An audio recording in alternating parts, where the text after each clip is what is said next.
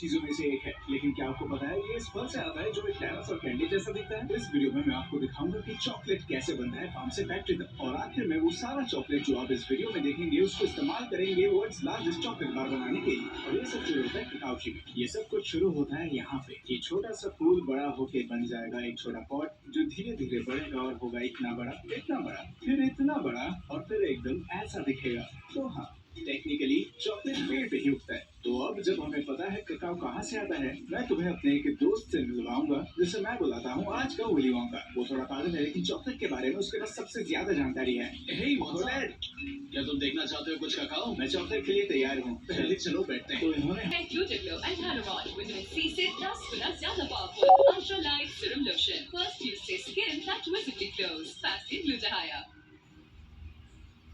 तो हमारे पास है पिघली हुई चॉकलेट का एक बैग, बेसिकली एक चॉकलेट हॉट ग्लू गन, और हम बहुत बीच में डालेंगे ताकि हर एक चॉकलेट बार साथ में इन फल के मैच तो कुछ नहीं दोनों के पहले लाते हैं। कूल है। खैर अब हमें सिर्फ 9,000